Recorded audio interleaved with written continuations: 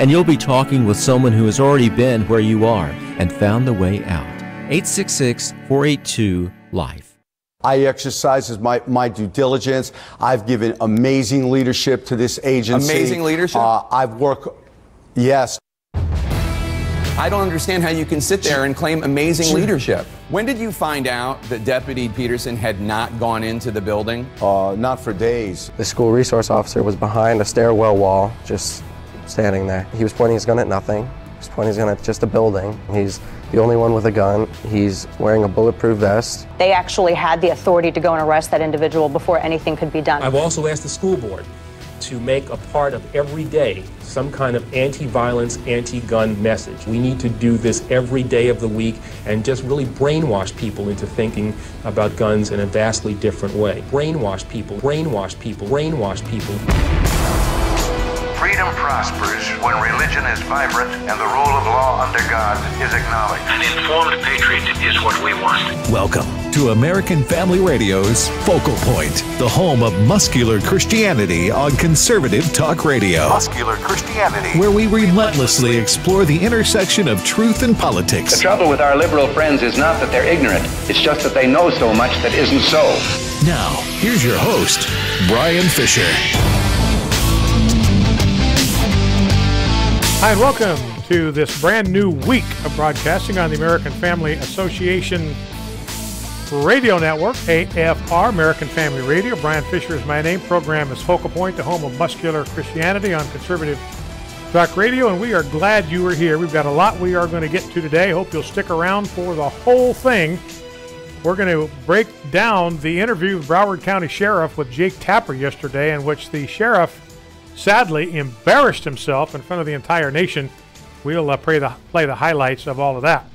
Now, before we jump into that, we want to turn our attention to the Word of God. It is our nautical charts. The Scriptures serve as our nautical charts for the USS Focal Point. Our commander is on the bridge, and we guide the USS Focal Point by the truth of the Word of God. You know, and the Word of God is something that never goes out of date. It is as relevant today as it was when it was written. And I want to give you an example of that today. Looking at Psalm 44, and David is writing about the people of God, the community of faith, who have been faithful to follow God. They've been faithful to seek after God. They've been faithful to pursue God. And yet now they're in a very vulnerable position where they have enemies that are out there, and these enemies hate them. And these enemies are taunting them. These enemies are ridiculing them. And God has yet to deliver them in any kind of dramatic way. And so they're kind of complaining to God, God, we need you to come to our defense. And that's what this psalm is all about. Let me read a little bit of it, and then it'll lead us into a prayer for ourselves, because I believe we're in the same position that the community of faith was in David's time. David says this in Psalm 44, O God, we have heard with our ears, our fathers have told us, what deeds you performed in their days, in the days of old, and with your own hand drove out the nations, but them you planted. You afflicted the peoples, that is, their enemies, but you set them free. It was not by their own sword did they win the land, nor did their own arm save them, but your right hand and your arm and the light of your face, for you delighted in them. You know, one of the things that the forefathers, the founding fathers, often did is compared the experience of America to the experience of Israel coming out of Egypt. They were in bondage. They were delivered by a mighty right arm of God and brought into a land of their own. And this is what David was talking about. It says, when God did this for your land, and we could say the same thing, when God did this for America, it involved miracle after miracle after miracle. And the founding fathers knew that they had not been delivered by their own wisdom or guile or strength, but by the mighty right arm of God. The signals of providence, the way George Washington put it, were numerous, beyond their ability to count. They'd get fog at just the right time. They would get raging thunderstorms at just the right time. There would be creeks and rivers that would be swollen right after they crossed when the British Army was chasing them. Then it would drop down, and then the next river would rise at the same time to block the path of the British Army. So they saw one act of providence of another after another from God. And so they say, you are our king, O God. You ordain salvation for Jacob. Through you we push down our foes. Through your name we tread down those who rise up against us. For For not in my bow do I trust, nor can my sword save me, but you have saved us from our foes, and have put to shame those who hate us. In God we have boasted continually, and we will give thanks to your name forever. So what the scriptures are teaching us here is it's folly for us to put our hope in our military. Let me repeat that. It is folly for us to put our hope in our military. Our hope cannot be in the military because the military can disappoint us. Military can be defeated. So our hope must not be in our own bow, the number of tanks we have and the number of cannon we have. We need all those things. Believe me, we need all those things. I'm not discounting the importance of the military one iota. God is the one who saves. Often he will save through the military, through the commanders and through the soldiers who operate under them. So we need a military through whom God can work. But we're not depending on the military. We are depending on the God who works through our military to provide our protection and our liberty. And then here in verse 9 he says, but you have rejected us and disgraced us, and have not gone out with our armies. You have made us turn back from the foe, and those who hate us have gotten spoil. You have made us like sheep for slaughter, have scattered us among the nations.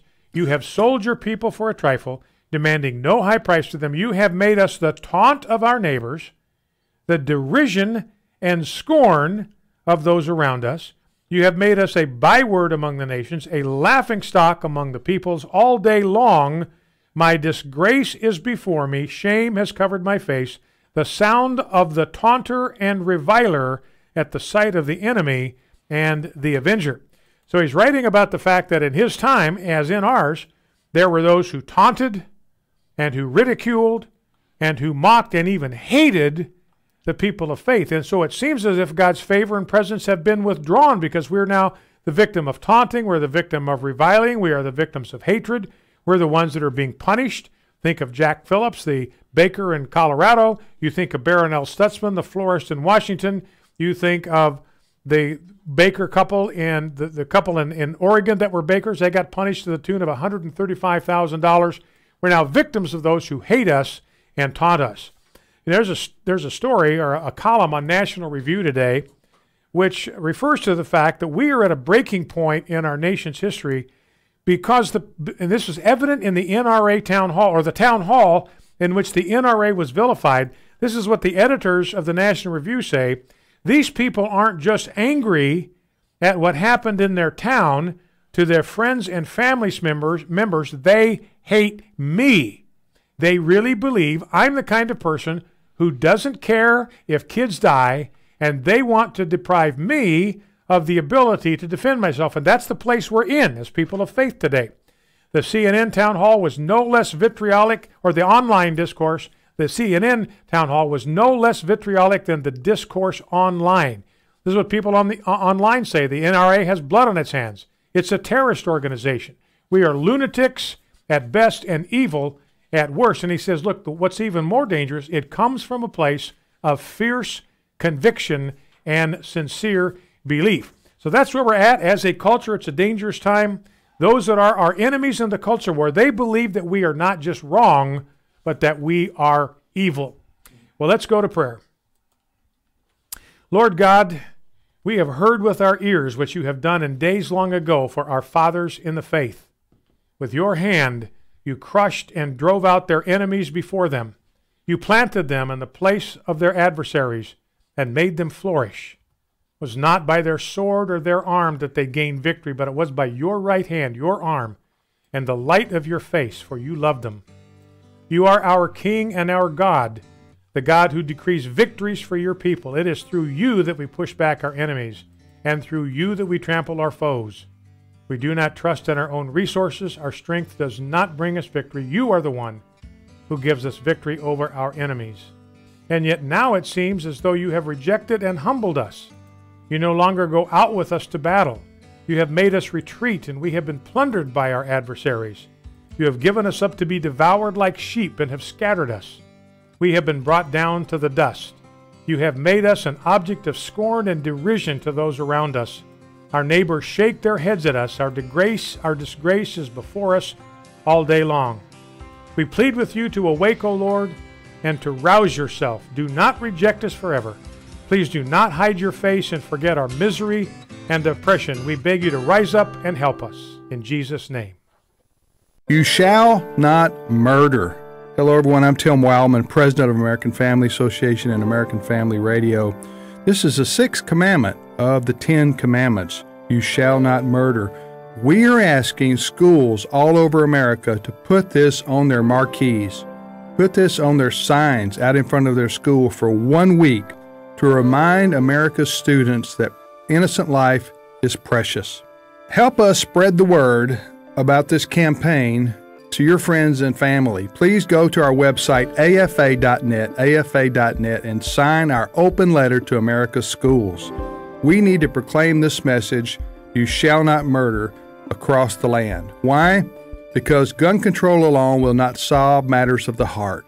We need our young people to understand that murder is a violation of God's law, and also it's a violation of the laws all across this land. So help us. Go to afa.net and spread the word. The thief comes only to steal and kill and destroy.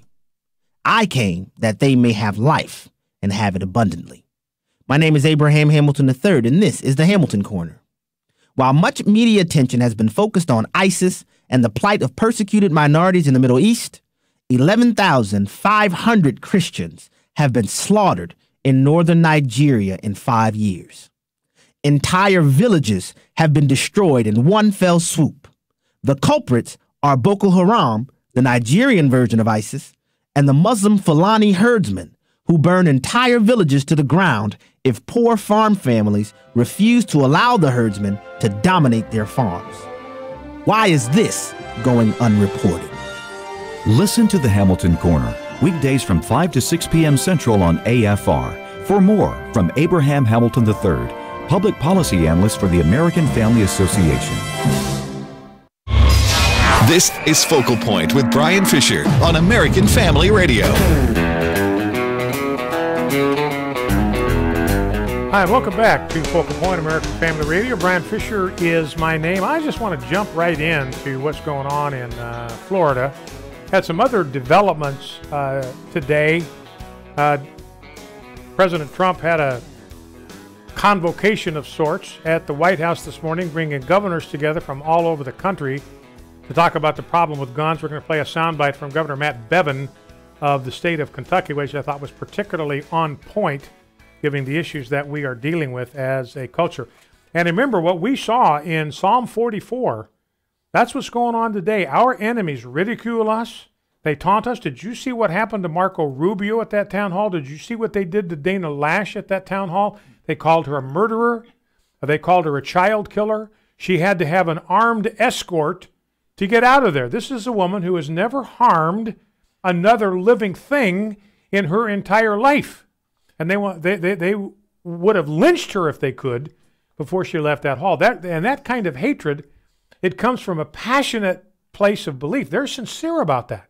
They really, truly believe that we are not just wrong, but that we are evil, that we are the reincarnation of evil, that there's something Hitleresque in the evil that is in us and that we represent and that we display. So that's kind of what we're up against in our culture. And I want to talk in the beginning of the second hour. I'll talk about this. I think there's an aspect of this whole debate that we're missing, and I want to kind of refocus us on that for a minute. But let's talk about what's going on in Florida.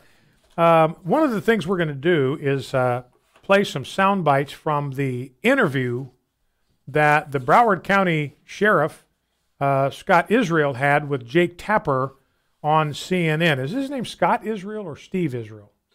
Scott Israel, the Broward County Sheriff. And I think we'll just jump right to that. By the way, you know how silly things can get. Here's a story out of Louisiana where a student in class was trying to solve a math problem, and he used the square root symbol. You know what the square root symbol is? I don't know if I can describe it to you, but it's kind of, you make a downward slash and then a long upward slash and then you make a horizontal line. That's the square root symbol. He made that square root symbol on his paper, and one of his fellow students said, "Hey, that looks like a gun." And so they just started kidding around with each other. And before long, the cops were called because they had received complaints of an allegation of terrorist threats at Oberlin High School. A student was completing a math problem and drew the sign for square root. Deputies say another student made a comment that the symbol looked like a gun. Several other students made similar comments. According to investigators, the comment made by the student in question could sound like a threat when taken out of context. So the detectives actually showed up at the school. Then they searched his home, and they found absolutely no evidence that he had possessed or had immediate access to any type of firearm, no evidence that the student had any intent to commit harm to students or faculty. And what did they do in Florida? They had 39 complaints about this guy, and actually the total is 45. They had people telling them that he intends to go out and buy a gun and shoot up a school. They had complaints saying that he'd held a gun to somebody's head, and they do nothing. So here in Louisiana, they go off on a square root symbol, but in Florida, where they could have actually made a difference, they did absolutely nothing. You know what's really, really sad about this, Brian, as you mentioned that story, I'm reminded of the kid that bit his Pop-Tart in the shape of a gun, and a girl with a squirt gun in the back of their backpack. They got more attention than this Florida shooter did. Yeah, they got more punishment. Yeah, than he did. Yeah. So I mean, just some of that stuff is just nuts. Now we're going to talk a little bit about the NRA today. I'm just going to mention this one thing. A lot of people are not aware of the history of the NRA. That the NRA has a proud history of fighting the KKK. Now, who started the KKK?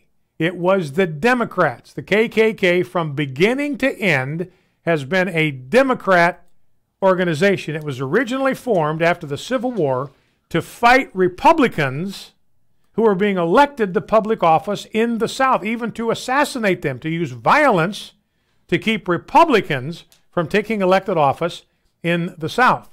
And the gun control laws in America, they were first promulgated by Democrats, and you know what the purpose was? The purpose was to keep guns out of the hands of blacks because they did not want to have to fear blacks. They had them subjected, they had them in submission, didn't want them to be armed. And that's the same reason that the left wants to disarm us today. They don't want to have anything to fear from those who are in a position to resist tyranny. You may not remember this. Dr. Martin Luther King in 1956, his house was firebombed. He's a Christian minister, as you were, was at the time. He applied for a gun permit in order to defend himself and his family. The Alabama authorities found him unsuitable, denied Martin Luther King the right to defend himself with a firearm. Now, the NRA opposed discretionary gun permit laws. You give guns to some and not to others. And they granted NRA charters to blacks who were seeking to defend themselves against the Klan. So the NRA was at the forefront of enabling the KKK to defend itself. They believed that all Americans, including blacks, free blacks, had an inherent right to defend themselves against their enemies, foreign or domestic. It wasn't until Robert Williams got a charter from the NRA and founded the Black Armed Guard that the Klan got their comeuppance in Monroe. You know, but you don't know that. The history of the NRA in fighting the KKK has been airbrushed out of history by the Democrats. It's a very embarrassing part of the Democrats' past. And, of course, they had guys like Robert Byrd, who used to be a Grand Kleagle in the KKK. He was a prominent senator till he retired and then eventually died in his late 80s, back just a decade ago. He was a prominent figure, or less than that, prominent figure in the Senate. Now let's look at some sound bites from this interview. This is a embarrassing interview for this sheriff of Broward County. I want to begin by looking at clip number 2.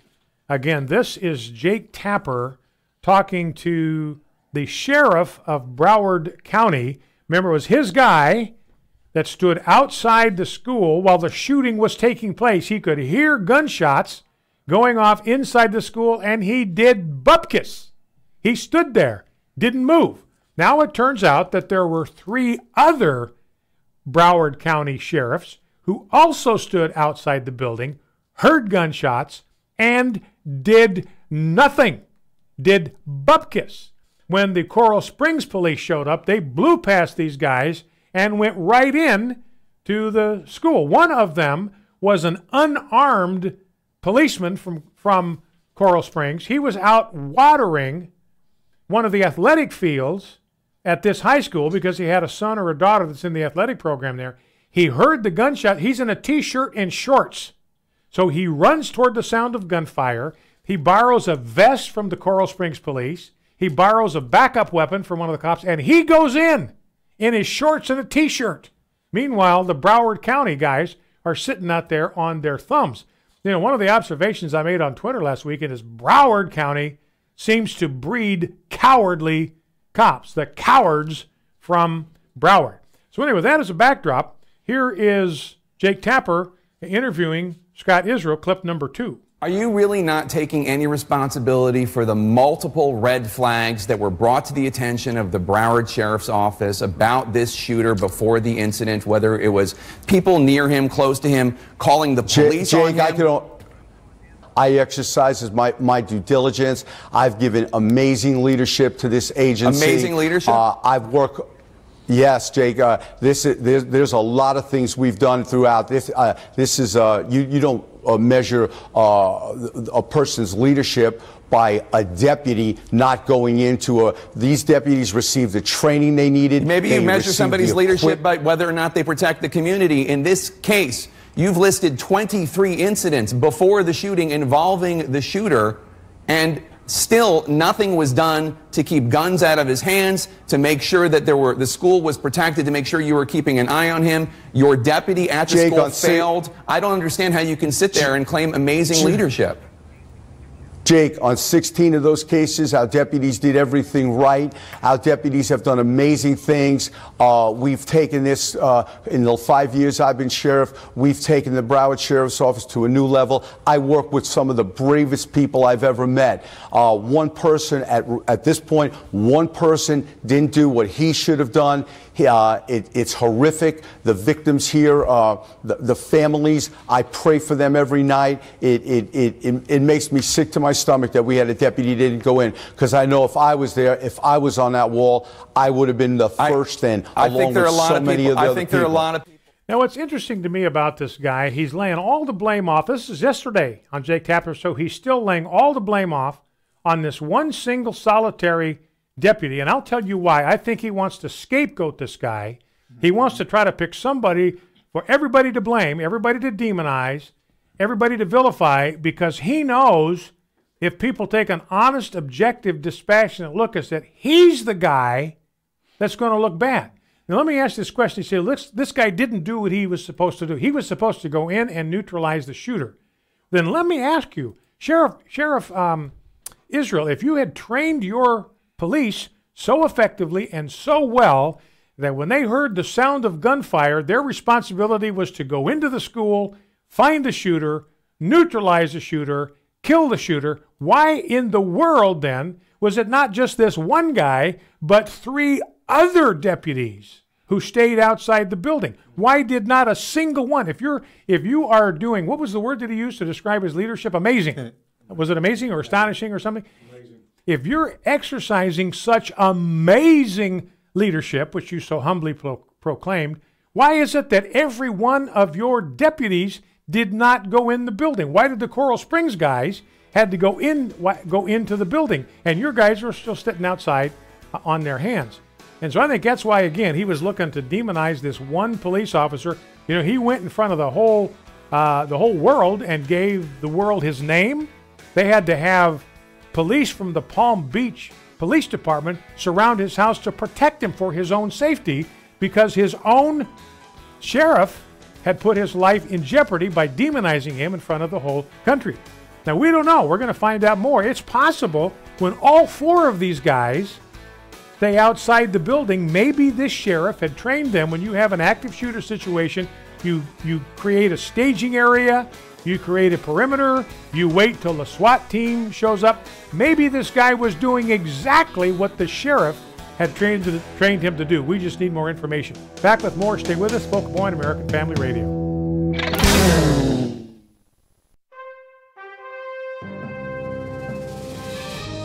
This is Dr. Richard Lamb, president of Southern Evangelical Seminary. Welcome to Bringing Every Thought Captive. It's pretty clear the Russians wanted to disrupt and to undermine the American people's confidence in the validity of their electoral system. While Mueller makes clear that the Russians didn't actually make any difference in the campaign outcome, they did sow discord and confusion. The Mueller report gives the whole Russian controversy a great deal of much-needed context. First, the Russian efforts were intended to sow discord and confusion, not necessarily help President Trump win. Second, the Russian efforts to undermine our electoral process started as early as May 2014, and the Russians spent more money, 56%, after the election than they did before the election, 44%. For instance, after President Trump was elected, the Russians sponsored a pro-Trump and an anti-Trump rally on the same day in New York. Third, while the Trump and Clinton campaigns spent a combined $2.4 billion on the election, the Russians spent about $100,000 on Facebook and Instagram. The Russians spent $1,979 in Wisconsin, $823 in Michigan, and $300 in Pennsylvania, the three states that put Trump over the top. These are hardly the amounts of money associated with influencing American election outcomes. The Russians wanted to sow discord and suspicion, and largely they have succeeded, and they are still at it. The question we have to ask ourselves is, are we, the American people, going to let the Russians continue to manipulate us and to exploit our freedoms? I hope not. I pray not. This is Richard Land.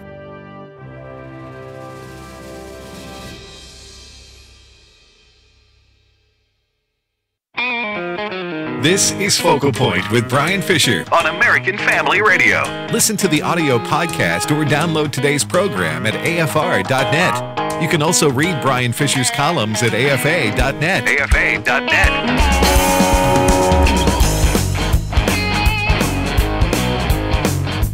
Hi, and welcome back to Focal Point, American Family Radio. Brian Fisher is my name. The home of high-definition radio, more content per cubic inch of air than any other place on your radio dial. I want to keep going with the sound bites from Sheriff Scott Israel's interview with Jake Tapper yesterday. And I've said this about Jake Tapper before. He is one of the talking snake media anchors that is capable of good journalism. Every once in a while, he trips and stumbles and does decent journalism. And this was one of those times. This is a good interview. It's hard-hitting. It's very direct. And this is Jake Tapper. I've always thought that somehow he's gotten caught up in this machine. He's better than this. He's capable of better than what he normally does on CNN. But the talking snake media has got him in its clutches. Anyway, clip number 3, because this is a key issue. Wednesday night at the CNN town hall, he was one of the guys on stage. And this is right after the shooting had happened. And everybody wanted to know because when the sheriff learned that his deputy that Scott Peterson did not go in to the building, because he didn't say anything about it on Wednesday, because he wanted to lay all the blame off on the NRA. That's another thing. This sheriff wanted to demonize the NRA so people would hate the NRA and they would despise the NRA and they would blame the NRA rather than looking too closely at the Broward County Sheriff's Department. So here is a Tapper talking to him about when he learned that his deputy did not go in the building. When did you find out that Deputy Peterson had not gone into the building? How soon after the shooting did you know that? Not for days. How many days? Investigators looked. I'm not sure.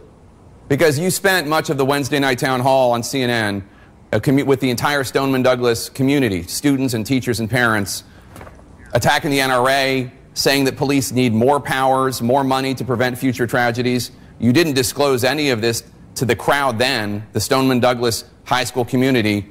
Did you know it then? Did you know it Wednesday night? It was spoken about during that earlier during that day. Well, there you go, ladies and gentlemen. He said, yeah, I knew about it that day. It was spoken about during that day. I was in conversations about him not going into the building that very day. So he knew when he went to the meeting that night that his deputy did not go in. But he didn't disclose that. He did not reveal that at the town hall because he just wanted everybody to hate the NRA. Didn't want the crowd there or the national audience that was watching this to think that his incompetence had anything to do with what had happened. Now here's a student, Brandon Hoff, clip number 4. Brandon Hoff was a student, and he was interviewed about Scott Peterson. He was familiar with him because he was the school resource officer. Here's what he had to say. The school resource officer was behind a stairwell wall, just standing there. And he had his gun drawn, and he was just pointing it at the building. And you could, shots started going off inside. You could hear them going off over and over again. He was pointing his gun at nothing. He was pointing his gun at just a building with kids in it. And he was just talking on the radio, and he never did anything for 4 minutes. He's the only one with a gun. He's wearing a bulletproof vest. And all, you know, he has all that while school security guards, you know, coaches pretty much, were running in, shielding kids. Coach Weiss, Hickson were running in, shielding kids from bullets and losing their lives while he did nothing. If Brandon could say something to Peterson, this is what he would want to tell him. You're despicable. You know, you didn't do your job. You were trained for this. You were armed. You had a bulletproof vest. You were protected more than anybody else who died, who lost their lives, and you did nothing. You froze, you got scared, you know, you did nothing at all. And you could have saved a lot of lives. So he obviously not very happy, you know, because he had a gun, he had a bulletproof vest, but he did nothing. He sat there and pointed a gun at a building instead of going in and facing the shooter, neutralizing the shooter, did nothing. Meanwhile, the security guard was unarmed. He went in and he died protecting students, had to confront the killer with his own body because he had no weapon on him. The football coach did the same thing. The athletic director and football coach did the same thing. He lost his life. You had junior ROTC students did the same thing. They confronted the killer, lost their own lives. They got armies medals of valor from the military for what they had done. They're in the junior ROTC program and training to become officers. And yet this police officer did nothing. Again, I believe that this sheriff's police force or deputy force is going to be known as the Broward Cowards in history because they did nothing when they had the opportunity. Now, you know, one issue again is how many signs were missed. You know, Jeff and I and Rob were talking on the break about, you know, we had the kid that made the square root sign. The police show up at his house, searched his house. You had the story, Jeff, you were talking about the student with the kid with the Pop-Tart and that bit his Pop-Tart into the shape of a gun. Yeah, and got suspended from school. No tolerance. Yeah, a little girl with a squirt gun in her backpack. Suspended from school. Yeah. Zero tolerance. And yet, this guy, nothing was done to this guy. They did more. The student that made the Pop-Tart with his teeth into a gun suffered more punishment than this guy did at the hands of school authorities. There's clip number 5, Tapper talking to Sheriff Israel about warning signs. I know that the agreement that you entered into with the school allowed the school to give this kid excuse after excuse after excuse. Rob, my bad. I gave you the wrong intro on this one. This is the one I'm going to tell you about, which will just alarm you. It will just wig you right out. You're going to have to duct tape your head after you hear this soundbite, because it's even worse that what comes out on this soundbite, the corruption and how deep it went in the law enforcement community in Broward County and in school administration. You know, it's interesting that the principal of the school, or the superintendent of the school, District 1, came from Chicago, which of course is known as a hotbed of absolute purity and innocence and probity in local government. So anyway, Jake Tapper's talking to him about an agreement that the Broward County Sheriff's Department entered into with law enforcement authorities, or the school did. Let's listen. I know that the agreement that you entered into with the school allowed the school to give this kid excuse after excuse after excuse, while obviously... Not for bullets. Not for bullets, not for guns, not for knives, not for felonies, not for anything like that. These are infractions within the school, small amounts of marijuana, some misdemeanors. You're absolutely exacerbating it. There are teachers at that school. There are teachers at the school had been told, if you see Cruz come on campus with a backpack, let me know. Does that not indicate that there is something seriously awry with the Promise program if these teachers are being told, watch out for this kid, and you don't know about it? We don't know that that has anything to do with the Promise program. I didn't hear about this until after the fact. I have heard about this information about a week ago. I do know about it. I don't know who the teacher was. It hasn't been corroborated, but that has nothing to do with the Promise program. I can't, nor can any other Broward Sheriff's deputy, handle anything or act upon something you don't know about. There's no malfeasance or misfeasance if you don't know about something. You know, I don't know how many times, in fact, I was tempted to ask Rob to go back through this interview and find all the times when he said he didn't know about something. Yeah. You know, just in this paragraph, I was making a note of it. He said, we don't know that this has anything to do. I didn't hear about this till after the fact. I heard about it on the news, just like the president. That's how I learned about it. I heard about this information a week ago. I learned it on the news, just like the president did. I do not know who the teacher was. So anyway, and I can't be held accountable for anything I don't know. Well, how come you didn't know? If you're the head, you're the chief of the sheriff's department, responsible for maintaining peace, and these crimes are not being reported to you. Now, here's the thing I want to talk to you about this agreement. This will probably run us at least up to the break and maybe into the phone session. But again, go to the garage right now, grab a roll of duct tape and wrap it around your head as tight as you can. Poke holes in it for your ears. Now, this is due to some investigation into what was going on in Miami-Dade schools and Broward County schools. It started when this guy did research into the Trayvon Martin case and what his high school was like. And what he found out is that the Broward County School District, School Board, and District Superintendent entered into a political agreement with Broward County law enforcement officials, get ready for this, to stop arresting students for crimes. I'm not exaggerating. The school district and law enforcement made an agreement, let's stop arresting students for crimes. Now, why would they do this? Yeah. The motive was simple. They wanted to improve their arrest statistics so they could qualify for more federal and state grant money. In other words, the feds and the state government said, look, if you can reduce the crime rate in your school or school district, we will give you grants. We will give you money for bringing the crime rate down. Well, there's two ways to keep the arrest rate down. Number one, you can reduce crime, or number two, you can reduce arrests. And that's what the Broward County Sheriff's Department did in consultation with the school. Rather than arresting students for crime, they didn't, so there would be fewer arrests. It would look like they were bringing the crime rate down and they could get more money. And, you know, the sheriff and police chiefs were all involved in this. I mean, this is about as corrupt as things can possibly get. Now, of course, the problem was that this policy conflicted with laws. And over time, the policy began to create outcomes where illegal behavior by students was essentially unchecked by law enforcement. So initially, the police were excusing misdemeanor behaviors. Remember, even the sheriff admitted it. Remember that? Marijuana violations, misdemeanors, even used the word misdemeanors. That was a campus deal. We didn't deal with that. So they were, by the sheriff's own admission, they were excusing misdemeanors.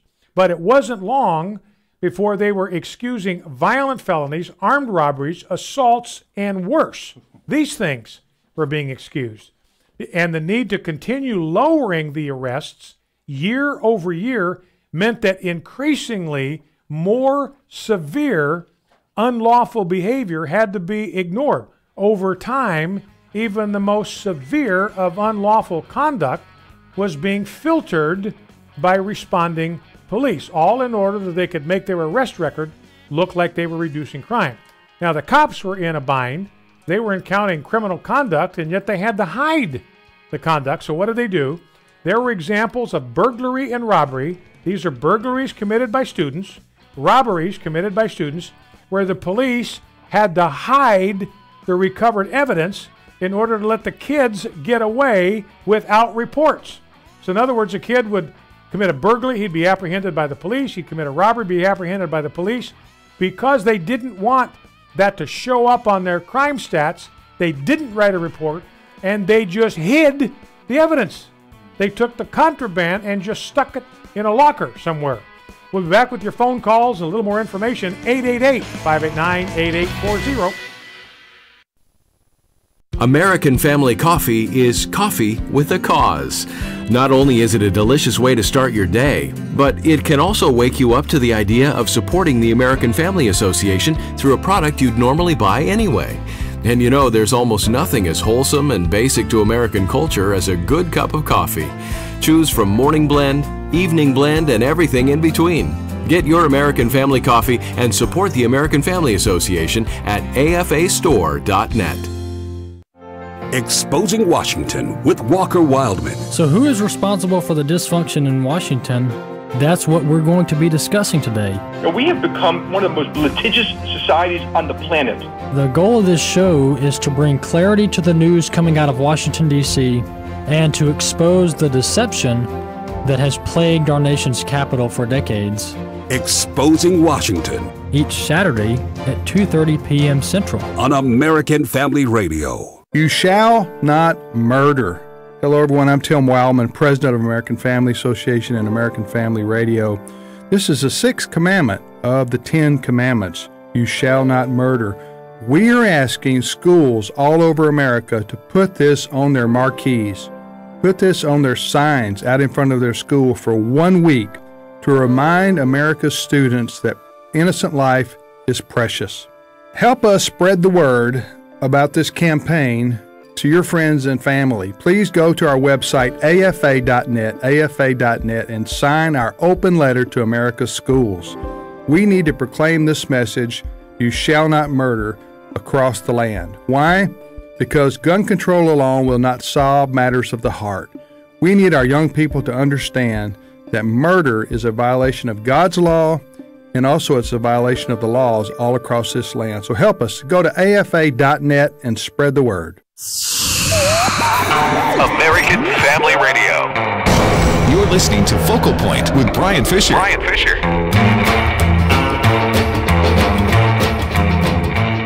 Hi, and welcome to Focal Point American Family Radio. A lot of Friday-type stories in the news today. Here's a family that adopted a pig, and somehow or other, the pig ended up on the dinner table. Last summer, Leon Davis cared for dozens of squirming piglets after a rescue operation in Duncan, British Columbia. One of the 57 animals the SPCA branch nursed back to health was Molly, a Vietnamese pot-bellied pig, finally found her forever home last month. But just weeks after the adoption, Davis heard the news Molly had been butchered and eaten by her new owner after problems were reported with the little pig. Well, I guess he had disciplinary problems, and fairly extreme solution to get disciplinary problems with your pet pig. Here's a guy was on a plane, a parked plane at Newark Airport. He opened the emergency exit and used the slide to deplane, just out for a little afternoon lark. We have 200 plus rivers, by the way, at flood stage now, so that's something to keep an eye on. Violent storm system with relentless rains pounded the southern and central U.S. could lead to treacherous flooding in the days ahead. 200 rivers are above flood stage from the Great Lakes to eastern Texas. That's according to the Weather Channel, so keep an eye out for that. Number to call is 888-589-8840, 888-589-8840. Let me finish up now. You got the nugget of this, the kernel of this. But to finish up where we were, what we were discovering, an agreement between this high school district and Broward County law enforcement that they would reduce student arrests in order to make their criminal statistics look better so they could qualify for more federal money and state grant money. So they started not arresting students for criminal conduct. They overlooked misdemeanors at first, but then they started overlooking vicious assaults. They started overlooking robbery and theft. They would take money that was recovered from these burglaries and these thefts. They'd just hide them. They wouldn't arrest the students. No written record, no report. They'd just hide the recovered evidence. They would take the stolen merchandise, intentionally falsify police records to record stolen merchandise as if they'd found it on the side of the road. So the report would read, oh, I was driving along to school, and oh, look what I found by the side of the road. And that's how they'd cover the theft. They put drugs and stolen merchandise in bags and sent it to storage rooms in the police department. And they never assigned the recovery to criminal conduct. So it didn't show up anywhere. It was just sitting in a storage room, kind of unnoticed. So think of the number of people had their property stolen. The police had recovered it, and instead of returning it to their rightful owners, they kept it in a storage room. So, and they couldn't get the stuff back to the victim, because if they returned it, the police would have to explain how they got custody of it in the first place. So they just hid it. They did an internal investigation, but all the results were buried. Nobody knew. And so it turned out that from 2012 through 2018, in Broward County, Miami-Dade County, it's almost impossible for a student to get arrested. Now, here's where it even gets worse, if you can believe it. The staff within the upper levels of law enforcement kept track of arrests, and when a certain number of arrests is reached in a given month, they excuse everything else for the rest of the month. They don't intervene in any way for the rest of the month. Well, the criminal gangs in Broward and Miami-Dade began to realize this, and they started using students for their criminal activities. So they got to a certain point in the month, they knew that they could have their students that they'd recruited go commit any kind of criminal offense they wanted to, and they would not get arrested. So organized crime began to move in and run things. So they timed their biggest crimes to happen after the monthly maximum arrest quota was made. So the most serious of their armed robberies and so forth were timed for later in the month. They were almost guaranteed to get away with it. So the whole process, as you can see, would simply get worse over time. And what happened is Broward County started putting the most corrupt cops in the schools. In other words, the cops that were the best at hiding evidence, at falsifying police reports, at letting students get away with stuff, those cops got rewarded by plum assignments, including being able to stay rent-free in trailers on the campus. That's what Scott Peterson was doing. He was living on the campus rent-free in a trailer. So again, the most corrupt police officers within the system became the police inside the schools. I'm not saying I know that about Scott Peterson. He might have been peers of driven snow, but this was the pattern in the system. So I mean, the corruption here, it's just staggering.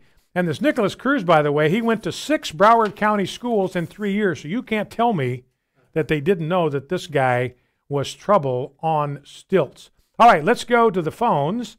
Let's grab a call from Claude in Oklahoma City, Oklahoma, the city of my birth. Welcome, Claude. What's on your mind?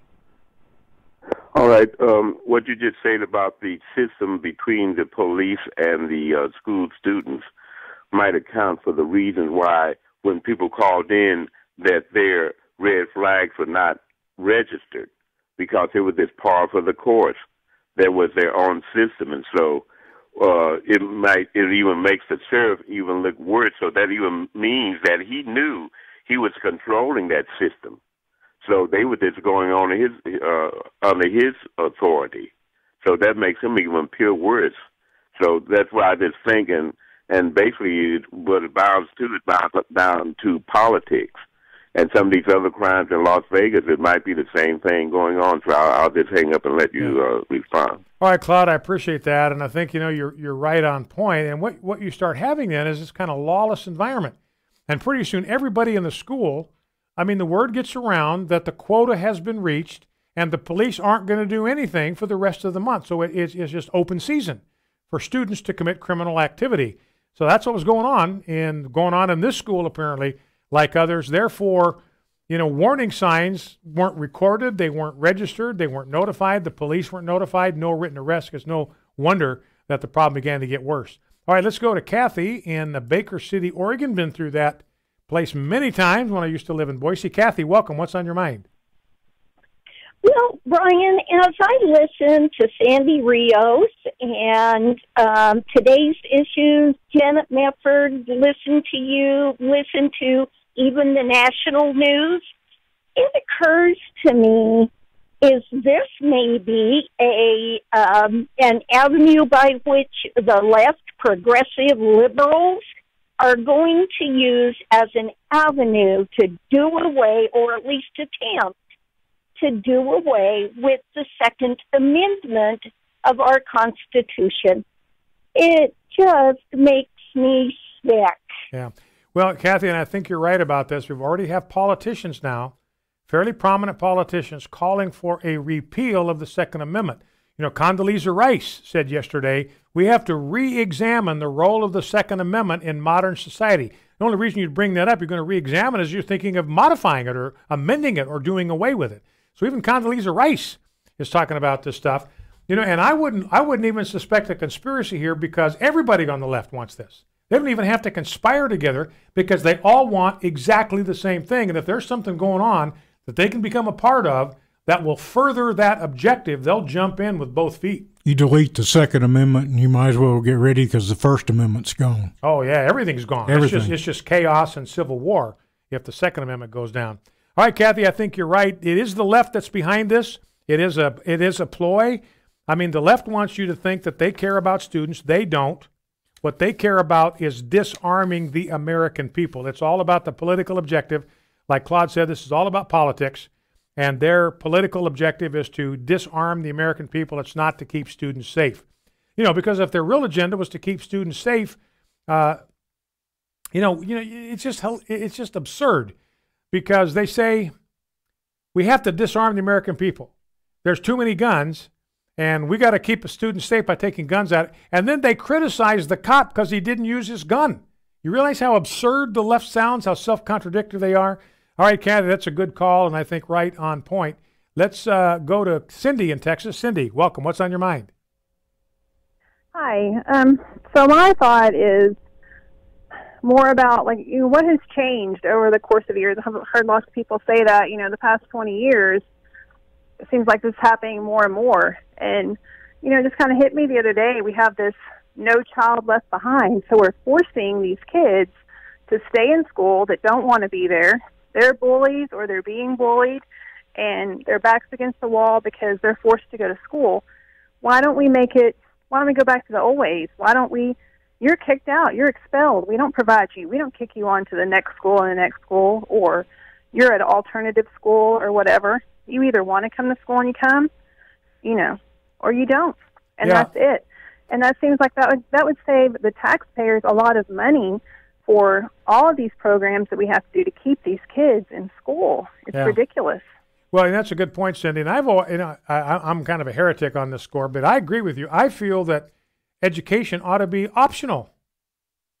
That you ought to say to parents, look, we've got education for your kids starting in the first grade, starting at age 6. We're willing to educate you at public expense, educate your child all the way up through the 12th grade. So the option is there for you. We'd love to have your child come to our school. If you have other plans, you don't want to do it, that's just fine with us. But make it optional so you don't have kids that are stuck in there that want to do something else, and maybe their parents want them to do something else. So I think it ought to be an optional thing. It ought to be a privilege that the state grants to these children. It's a privilege you want to take advantage of. Fine. If you don't, then don't. Now I looked at the educational law in the state of Idaho, and originally when the state was founded, you didn't have to go to school till age 7. Now they've got it ratcheted down to age 4. This is happening in states all over the country. And it used to be in Idaho, you were in school from age 7 to 16, and then you were done with your public education. That was 8th grade. They believed that you could learn everything that you needed to know to be a responsible American citizen with 8 years of formal public education. And you go back and look at some of those 8th grade graduation exams. You go back and take a look at some of those. Look one up on the internet sometime. They ask questions that most college students couldn't answer today. So they got into it, they got after it, educated their students. All right, Fred and Tracy, I'm begging you to hold on if you can. I don't have time for your call in this segment, but I'll take your call right after the news. Faith, family, freedom. American Family Radio. AFA Action Alerts. When you subscribe, we'll notify you once or twice a week about a critical issue facing our country. AFA Action Alerts have been very successful in influencing legislation, as well as getting positive results from America's Fortune 500 companies. Subscribe to your AFA Action Alerts today. Go to afa.net and click on the Resources tab. Faith, family, freedom. American Family Radio, a ministry of the American Family Association.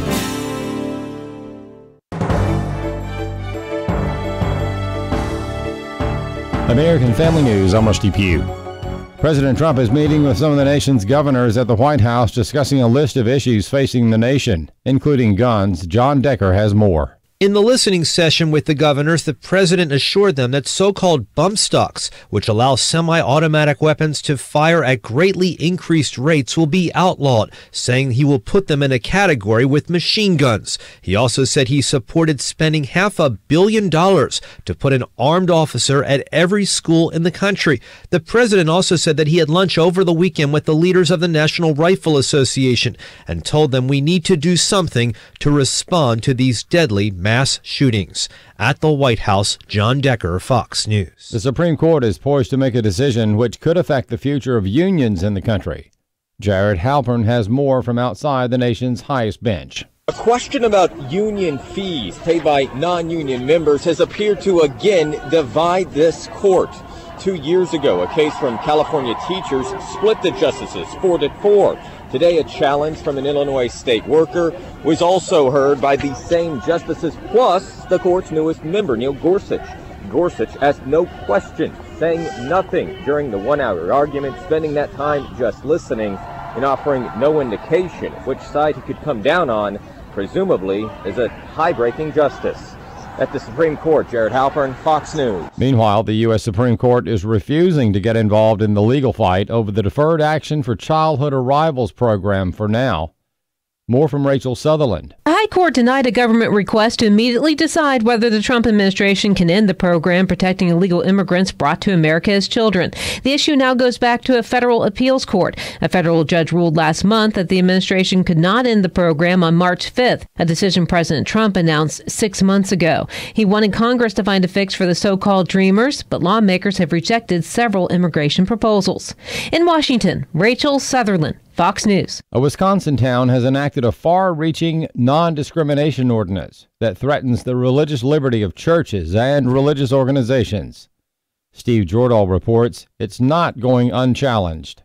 Angels of Hope Preschool in De Pere doesn't hide the fact that it's a Christian preschool. So a lot of opportunities, not just within the classroom, but to make it feel as though it's a family-friendly Christian environment. But an ordinance in De Pere would make it impossible to guarantee that the teachers at Angels of Hope agree with its mission, or that one day they wouldn't show up to class claiming to have changed their gender. Brad Dacus of Pacific Justice Institute is in a federal court representing the daycare's owner, Hope Lutheran Church, 4 other churches, and a radio station. This ordinance is a direct assault on the First Amendment rights, the free exercise rights of religious institutions, of ministries, in that it tells them that they have to be willing to hire employees that live lives and have lifestyles, sexual and otherwise, that may go totally against their religious beliefs and what the Bible teaches. The ordinance has a religious freedom exemption, but it only protects the church if they limit their preference to someone of the same religion. Plenty of people claim to be Christians. So long as an employee affirms that they're part of the same religion, then there is absolutely no further protection for a religious institution when it comes to carrying out its faith with regards to hiring, usage of its facilities, or advertising. Dacus calls this the most radical ordinance of its kind. I'm Steve Jordahl. And 5 people are dead from weekend flooding and tornadoes across the nation's midsection. Weekend storms, flooding, and tornadoes killed 3 people in Kentucky, 1 in Arkansas, another in Michigan, in a path of destruction from Texas to the upper Midwest. He was running towards me. I seen the house just going away. This woman and the man she lived with in Malden, Missouri are safe, though dozens of homes are destroyed there by an EF2 tornado. State emergencies have also been declared from Missouri to Illinois to Ohio. Jeff Manasso, Fox News. American Family News is online at onenewsnow.com. I'm Rusty Pugh.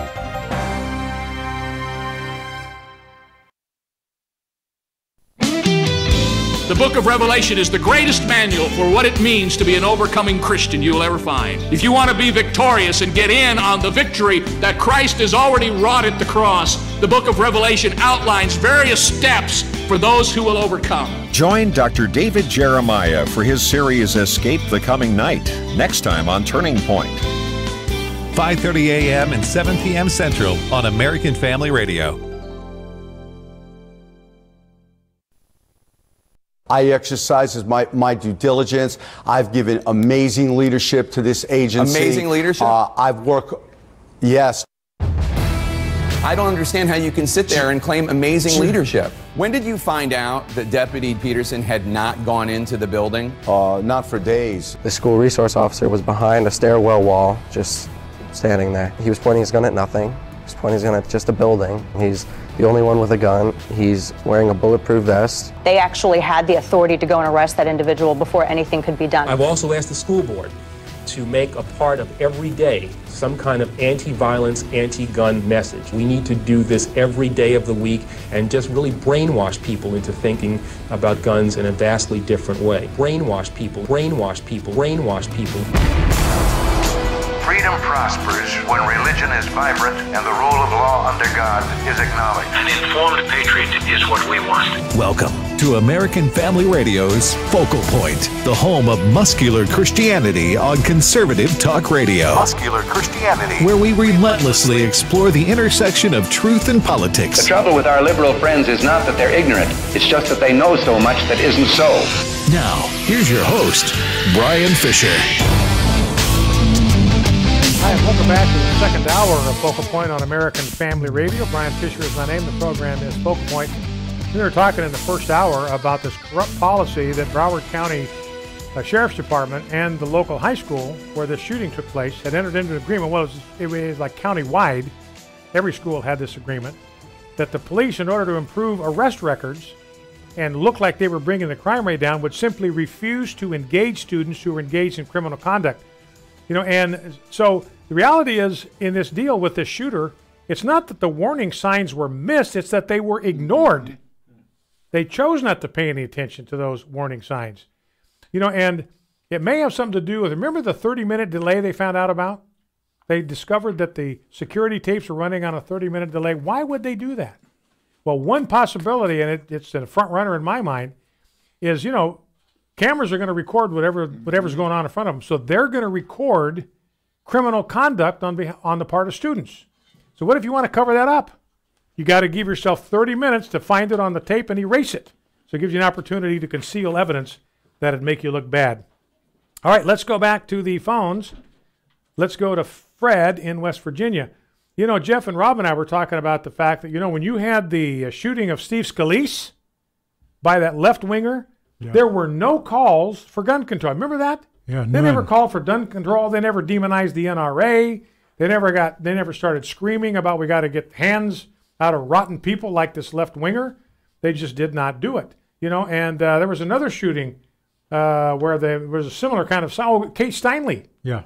You know, here's a young woman in her 30s in her prime, cut down by an illegal alien, been deported 5 times, and nobody called for gun control. Nobody said we got to get guns out of the hands of bad people like this illegal alien. All right, Fred, West Virginia. What's on your mind, Fred?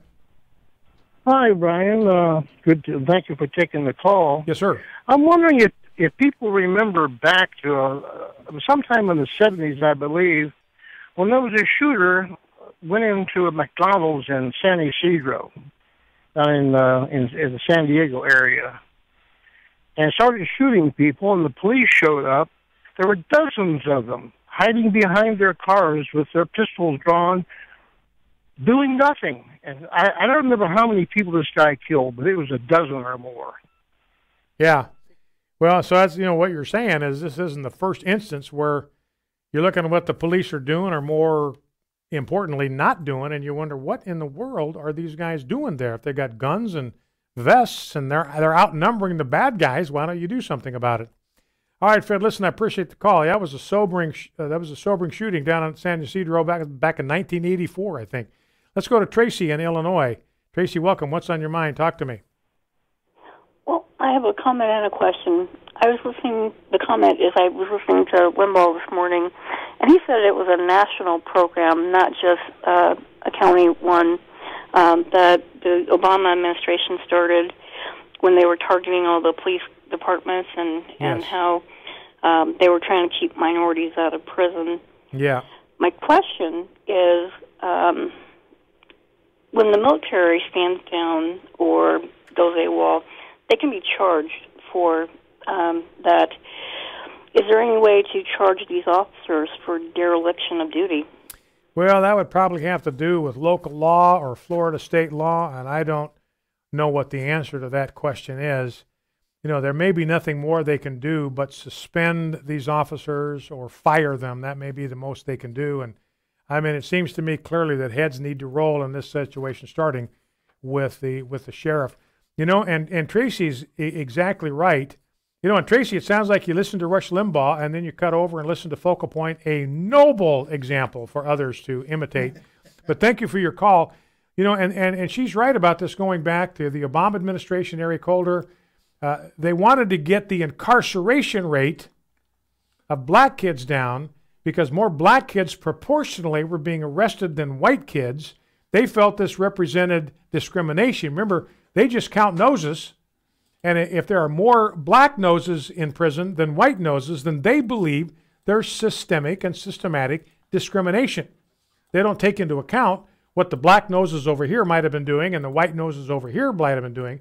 In other words, if blacks are committing more crimes than whites, then more blacks ought to be behind bars. But they refuse to accept that possibility or investigate that or look into that. They just claim it's racism. So we got to get the arrest rate down. So that's how they began to do it. And as we can see in Florida, it's kind of a nationwide thing now to overlook criminal behavior on the part of students. Well, let's finish up our sound bites from Scott Israel and Jake Tapper. Let's go to clip number 7. Again, Jake Tapper just kind of incredulous at what happened here at the school. Here is Tapper again talking with Broward County Sheriff Scott Israel. Isn't making a threat against a school a crime? Not if the person doesn't have the ability to carry it out. You could say a non-specific threat, I'm going to go to a school, or that it's not a crime. We need it to be a crime, or at least we need it to be able to say if a person makes a non-specific threat, what an assault is a threat coupled with the apparent ability to carry it out. If the person doesn't have the apparent ability to carry it out, it's not a crime. In September 2016, the shooter indicated he wanted to buy a gun. Deputy Peterson knew about that. He initiated a report. The school launched a threat assessment. At this point, you have somebody saying that they're going to shoot up a school and somebody with a gun. That's not enough? That's not enough, and that's what we're trying to change. So he says that's not enough. So making a threat against a school is a crime. This guy did it, threatened to shoot up a school, wanted to buy a gun, and the sheriff says, no, we can't do anything with that. That's not enough. But he says, you know, a threat coupled with the ability to carry it out. Well, if he's made a threat to shoot up a school and he's got a gun, then he has the means to carry out that threat, which makes it, even in Sheriff Israel's description, makes it a crime. Let's go to clip number 8. This again, Jake Tapper talking with Sheriff Israel. On November 30th, fewer than 3 months ago, your office received a call from a tipster explicitly saying that Cruz could be a, quote, school shooter in the making. According to notes released on that call, no report was even initiated. At this point, sir, do you understand how the public, seeing red flag after red flag after red flag, warning after warning after warning, they hear that your office didn't even initiate a report when they got a call saying that this guy could be a school shooter in the making? How could there not even be a report on this one? Well, if that's accurate, Jake, there needed to be a report, and that's what we're looking into, that a report needed to be completed. It needed to be forwarded to our either Homeland Security or Violent Crimes Unit, and they would have followed up on it. That's from your notes. That's from notes released by your office. I'm not making this up. This is from... So again, we have information that the school shooter had made threats. He was a school shooter in the making. This was the report. I mean, that's something you got to investigate in this day and age. I mean, if they're going to expel a kid for thinking that a square root sign looks like a gun, You got to investigate a tipster who tells you that you got a school shooter in the making. They did nothing. No report was initiated. And again, all of this was initially to reduce the rate of minority incarceration, to make it look like minorities were committing less crimes than they actually were. And so that is where we started, and here is where we have wound up. We'll be right back after this break. Stay with us. Brian Fisher, American Family Radio.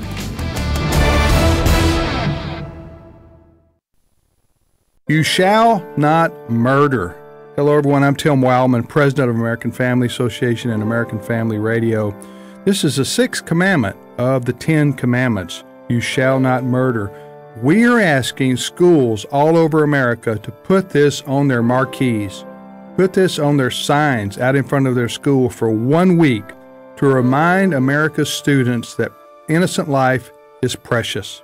Help us spread the word about this campaign to your friends and family. Please go to our website, afa.net, and sign our open letter to America's schools.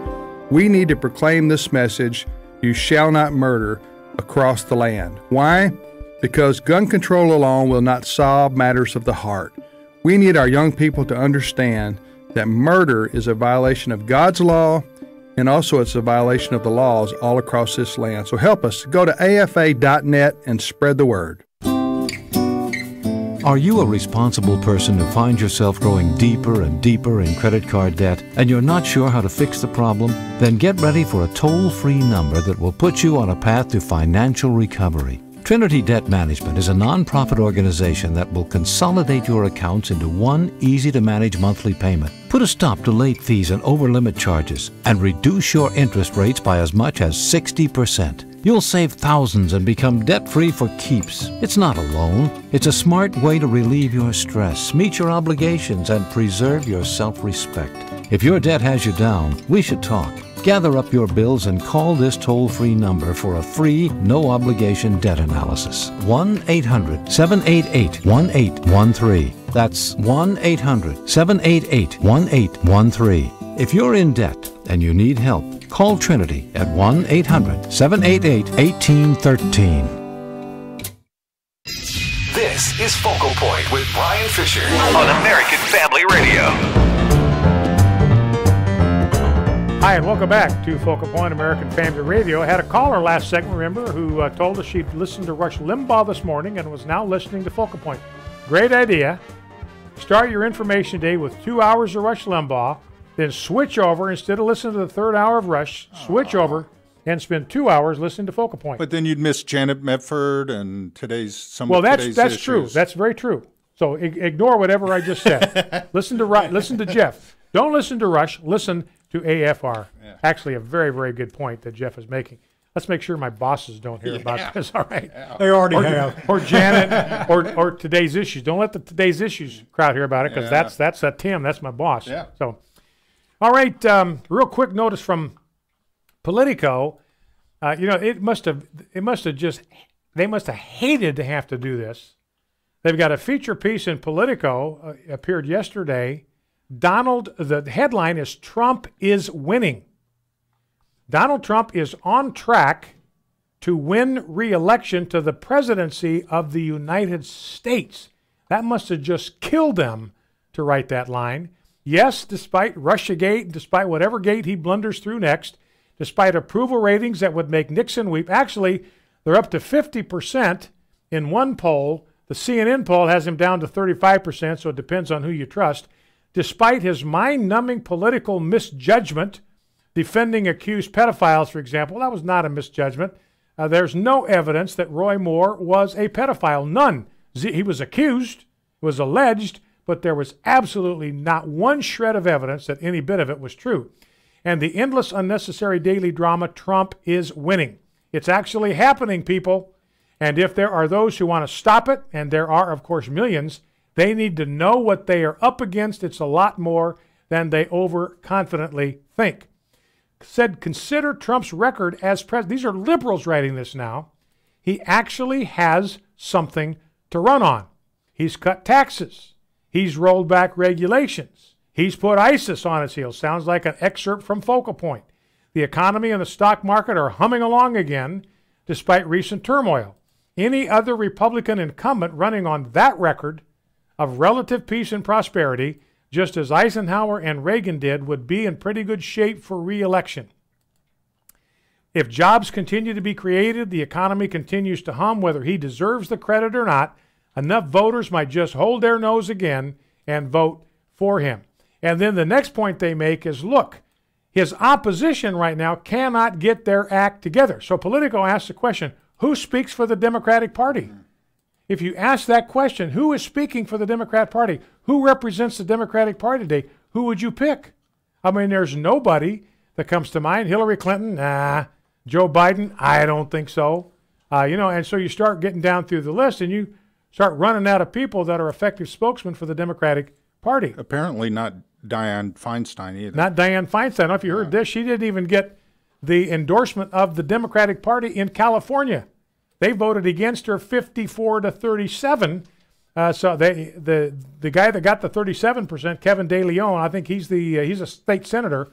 He's running for Senate against Dianne Feinstein. He got 54% of the vote at the Democratic State Convention. Feinstein only got 37%. And Kevin De Leon, man, this guy is a lunatic fringe liberal. He is he is out there. And yet the Democratic Party, which has gone completely bonzo left in California, they want him to represent the party in their next election. And you ask yourself the question, what does the Democratic Party stand for? What do they stand for? Well, they hate Trump and they hate Russia. Okay, we know that. And they oppose tax cuts. How smart is that? No. Not a single Democrat voted for the tax cut thing, and people are starting to benefit from it. Wages are going up. Jobs are being created. And they want to try to convince the American people that is a satanic tax bill. Good luck with that. So even Politico saying, look, this whole business about a sweep for the Democrats in 2018, I wouldn't bet on it just yet. Okay, not quite done with Sheriff Israel and Jake Tapper. Let's grab clip number 9. This is the last question in their interview. The last question, sir. Do you think that if the Broward Sheriff's Office had done things differently, this shooting might not have happened? Listen, if ifs and buts were candy and nuts, O.J. Simpson would still be in the record books. I don't know what that means. There's 17 dead people, and there's a whole long list of things your department could have done differently. That's interesting to me. This guy's, he's using, that's something you use when you're trying to be humorous, and it is completely inappropriate in this context, and that's what Jake Tapper, he couldn't get over it. Look, there are 17 dead people, and you're making jokes about O.J. Simpson? Come on, get with the program. I bet we don't see too many more interviews out of this guy, Israel. Well, this guy, somebody ought to get hold of this guy by the lapel and say, look, every time you go on TV, you are embarrassing yourself. You're making a donkey out of yourself before the entire nation. And I'll tell you something, if I lived in Broward County under this clown, I'd be the biggest fan of the Second Amendment that you've ever heard of, ever seen, because it's clear that I cannot trust in this guy and his gang of klutzes to protect me and my family. It's going to be up to me and nobody else. And yet this guy's out there demonizing the NRA that wants to protect my right to defend myself and my family. That's a really good point. Yeah, that's just amazing stuff going on. I just can't get over that whole business about ignoring criminal behavior and hiding confiscated drugs in bags and sticking them in a police locker, and hiding contraband stuff that's recovered from robberies and hiding it instead of returning it to the people because you'd have to fill out a police report. This is corruption at a staggering level right there in Florida. Just kind of pretty amazing. He may have an internal rebellion from inside the sheriff's department to oust him. Well, yeah. You hope something like that is going to happen. So let's see a couple of other miscellaneous items. I want to play this. Let's play the Matt Bevin clip. This is clip number R1. Matt Bevin's the governor of Kentucky. He, ladies and gentlemen, is the best governor in the United States of America. You want to know who the primo governor is in the United States of America? It is Matt Bevin in Kentucky. This guy is getting the job done. Anyway, President Obama convened a convocation of governors this morning in the White House. President Trump, what did I say? Oh, man. President Trump, I get talking too fast, and my mind doesn't engage. My mind can't keep up with my mouth. So, or your mind is going faster than your mouth. You're already 2 sentences ahead. Well, Let's you just know, look at it and that see, way. that's what they said. Remember, that's what they said about President Obama. Oh, yeah. That's why he stumbles, is that his brain is operating at warp speed. He's thinking thoughts that are so far beyond mortal man that his mouth can't keep up with it. So, there we go. We'll take that. We'll take that explanation. But anyway, so President Trump calls this meeting of the nation's governors, and he asked them to speak and share their thoughts. And here's what Matt Bevin had to say, and I think this is an important part of the discussion. I don't beg to differ with most of what has been said here, but most of what we're talking about are things that are costly, have monetary cost. I do think it's important for us to start at every level with your office, with our respective offices as well, to seize the bully pulpits that we have to talk about the culture in this society. And I would challenge those in the media who would want to mock and ridicule this and would want to say that anybody who advocates for this, to find some fault in that person as a reason why that person should not be the one advocating for a higher level of moral authority or higher mores. To think twice, because these are your children and grandchildren as well. And when we mock and ridicule the very foundational principles that this nation was built upon, where you treat people the way you'd want to be treated, where you respect human life, where you respect the dignity of women and of children and of people who we have increasingly degraded in our society. This culture of death is becoming pervasive. And if it's not addressed by all the imperfect people in this room with a sense of purpose and a sense of aspiration, I think we're going to see a continued trajectory that's not good. All right, so that's Bevin, and that's powerful stuff, ladies and gentlemen. You know, he says the problem here is not just restricted to guns and laws and stuff. We've got a cultural issue. There's a moral poverty in America, a moral depravity in America.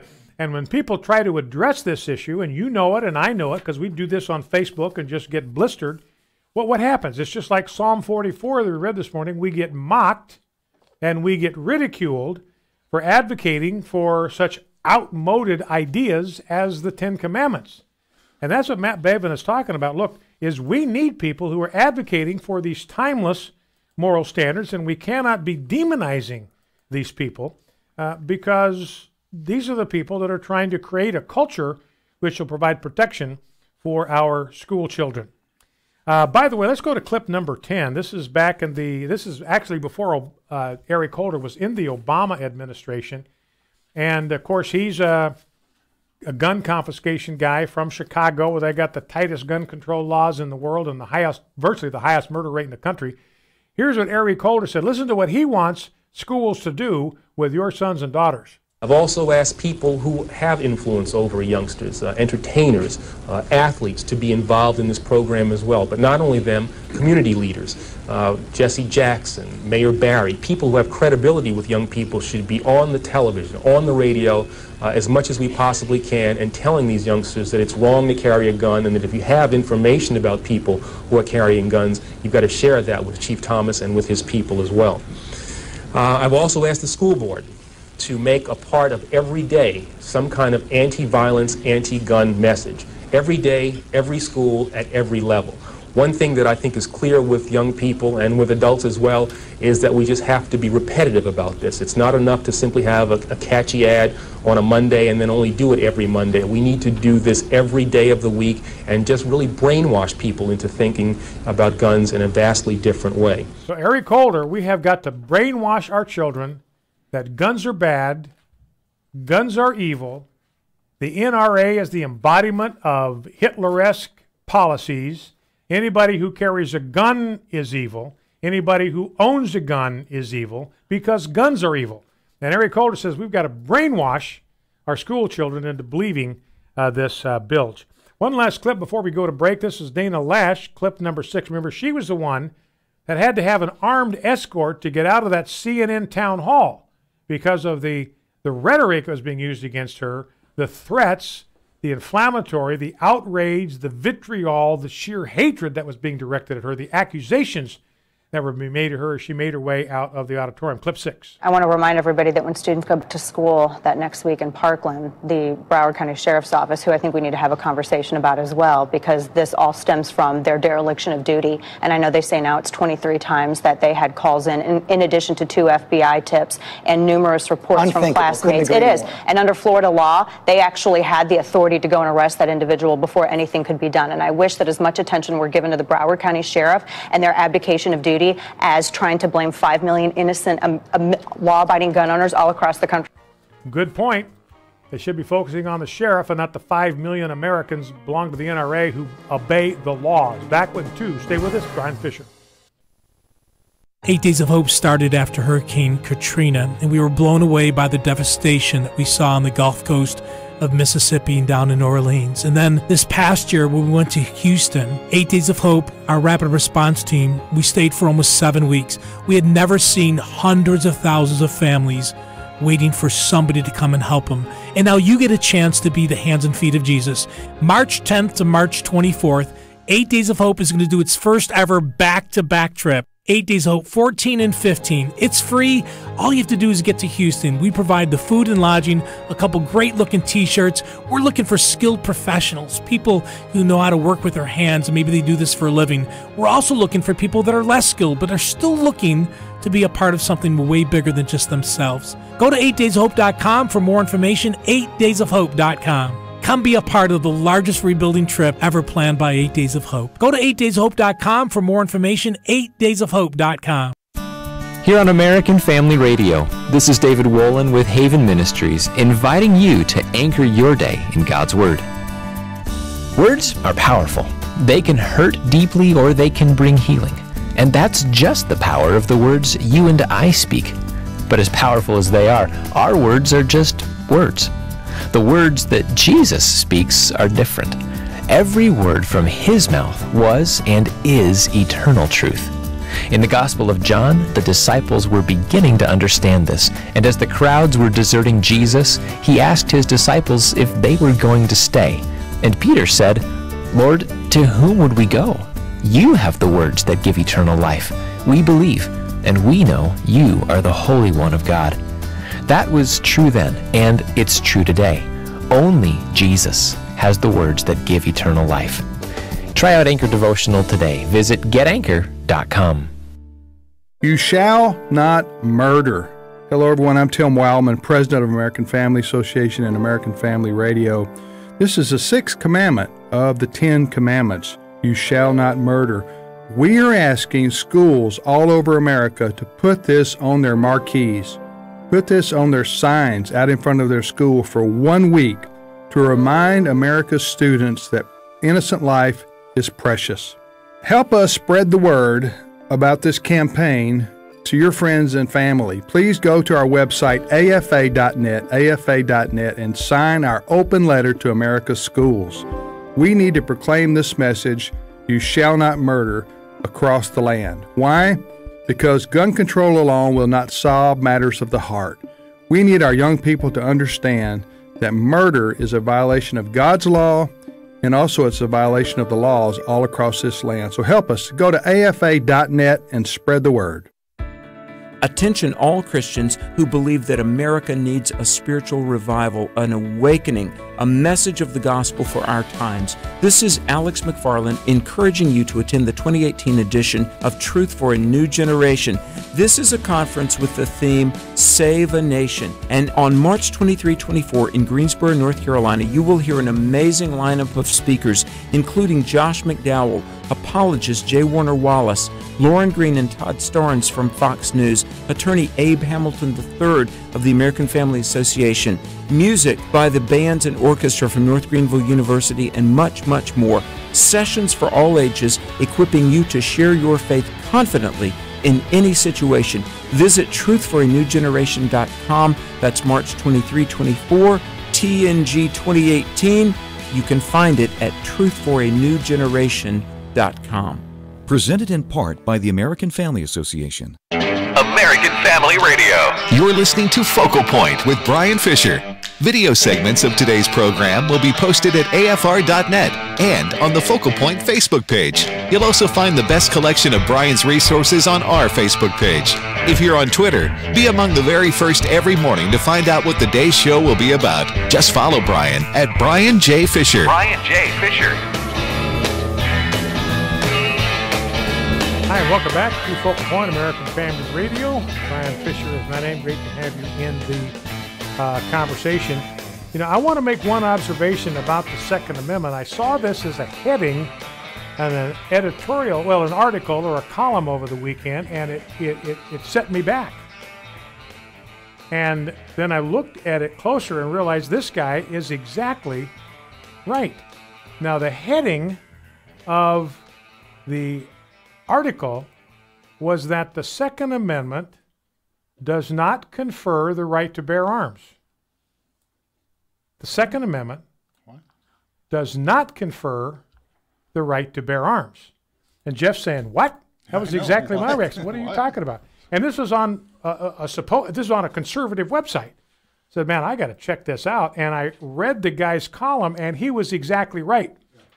Now, I want you to, apparently Rob's ahead of us on this deal. But here's what the Second Amendment says, and listen to this very carefully.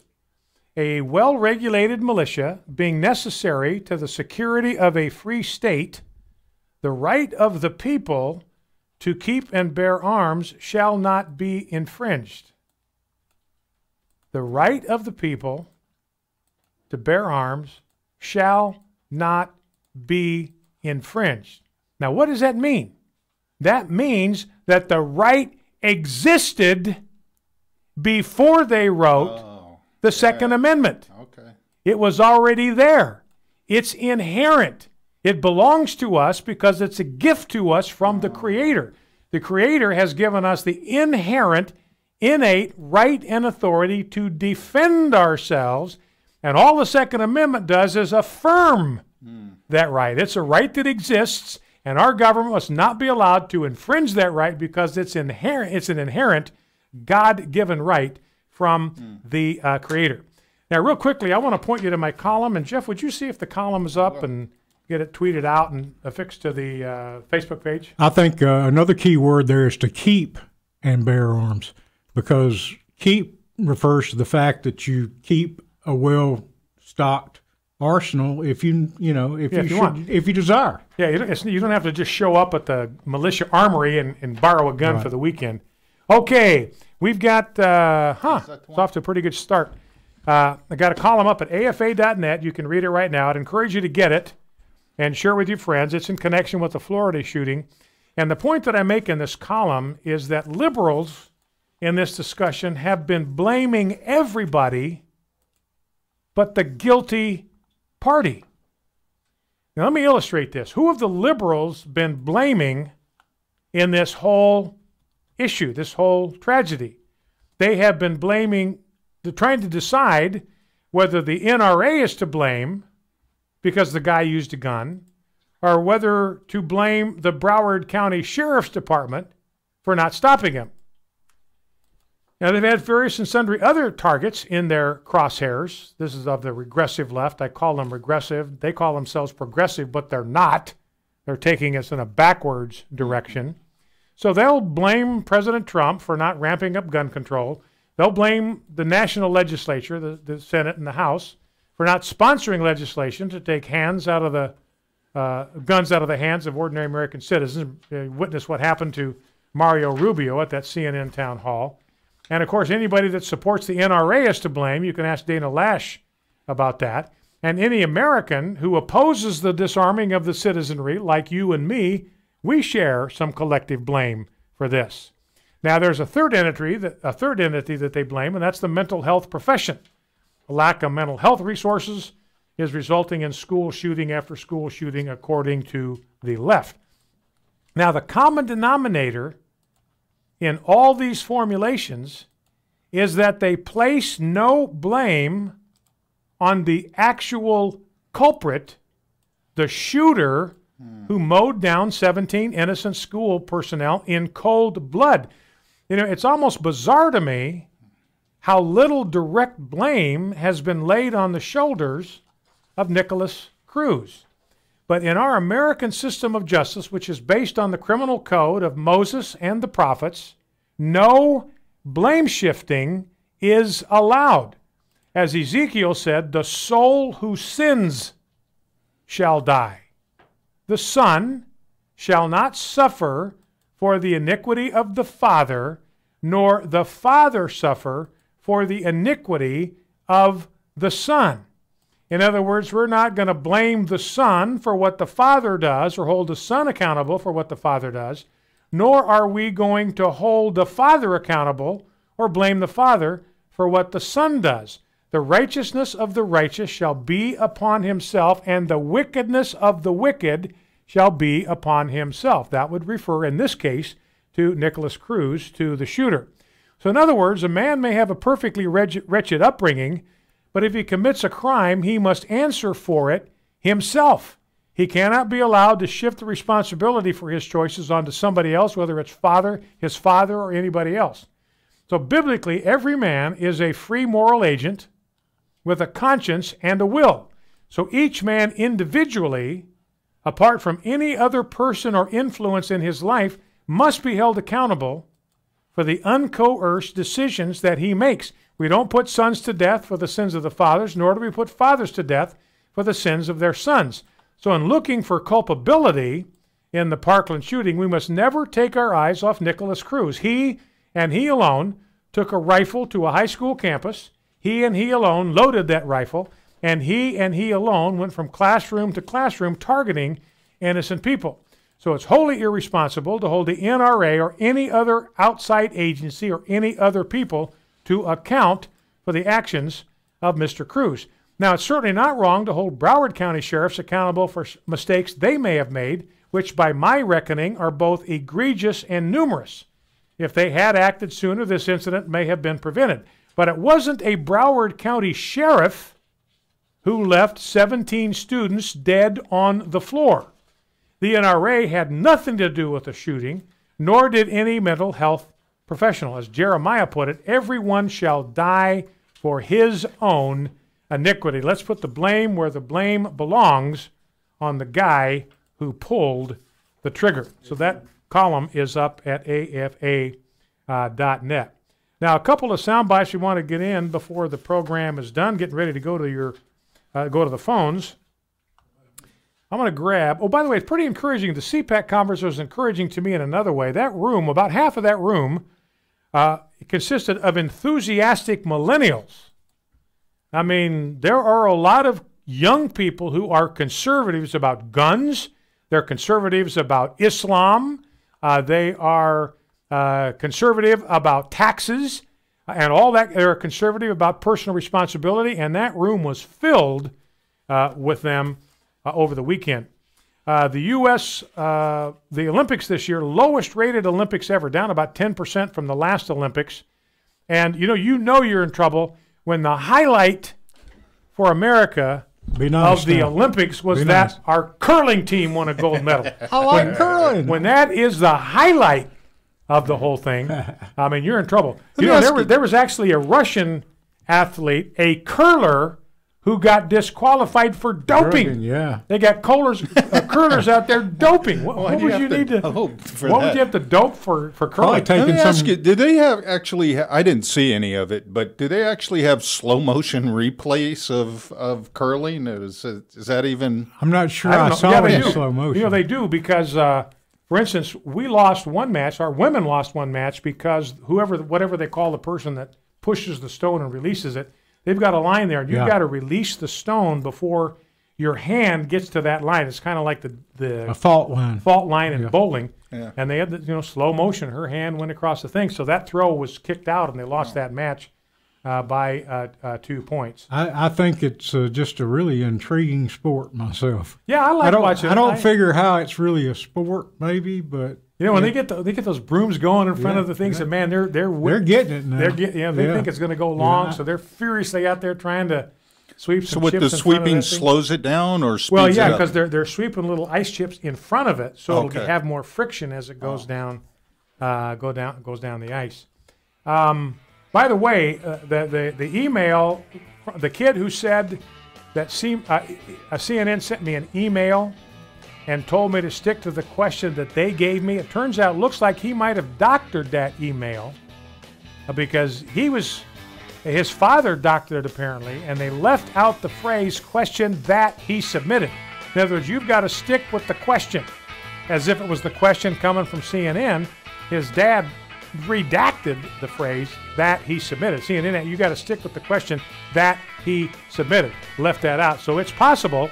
I mean, it was clearly doctored. They were clearly picking the people that were appearing, asking the questions. We have emails from CNN with the subject line saying your question. So it clearly was a planned, doctored kind of CNN or town hall. Anyway, we'll be back with your phone calls, 888-589-8840. Be right back. Focal Point. Life is rarely a smooth ride, so how can we be prepared to handle the worst when the road starts to get bumpy? This week on Pathway to Victory, Dr. Robert Jeffress points to Jesus as our example in areas like prayer, finances, and suffering. Join us as we resume our study in the Gospel of Luke called Reigniting Your Passion for Christ.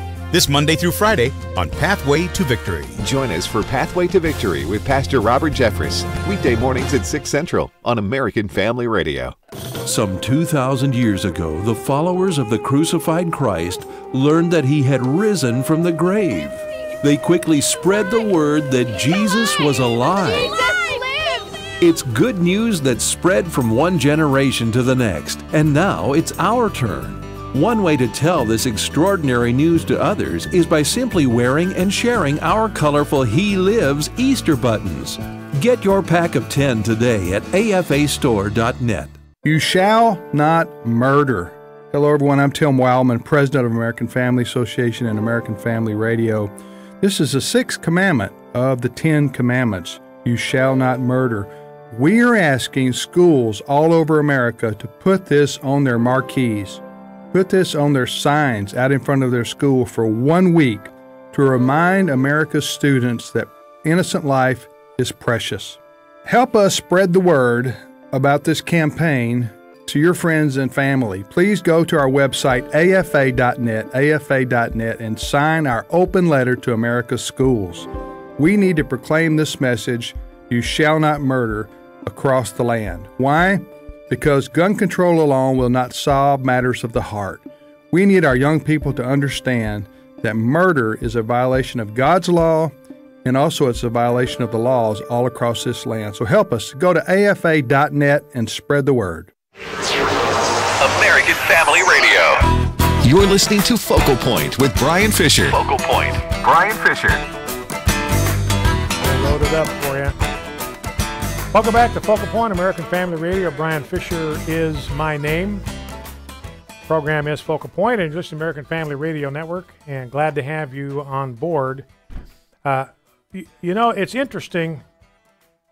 The left is going against the tide of the American people on all of these sexual deviancy platforms. They're trying to get us to normalize homosexuality. By the way, the city council in Starkville, Mississippi, where Mississippi State is located, they refused to grant a permit for a gay pride parade because it flaunts and represents and advances an immoral lifestyle, a lifestyle that's prohibited in Scripture. That's why they voted it down 4-3. Good for them. That happens very rarely in our culture. They also, the American people are not fooled about transgenderism. I want to play you a clip of the crowd reaction here.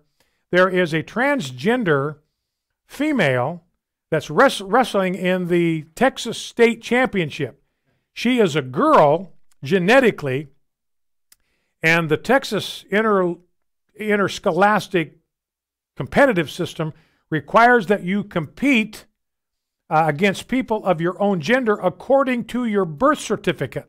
So if your birth certificate says you're a female, you have to compete against female athletes. Now, she's female. She wants to wrestle against the guys because she's been taking testosterone for like 3 years. You ought to see a picture of her. She is buffed out, and she looks like a guy. I mean, if you saw her coming, you would think that's a guy. Look at the muscles, you'd think that's a guy. But it's not. That is a girl who's been doping for 3 years. She ought to be disqualified for doping, but she hasn't been. And instead, she's wrestling for the state championship in Texas. She won, defeated a girl who was 52-0 in the semifinals by an 11-2 margin. And the girl said, I just could not believe. She's 52-0. I couldn't believe how much strength this opponent had, this girl had, because she'd been pounding testosterone for 3 years. And the crowd's not fooled. Here's the crowd reaction after this girl defeats her opponent. I mean, she looks like a guy, been taking testosterone for 3 years, and she defeats a female opponent in the championship match. Listen to the crowd.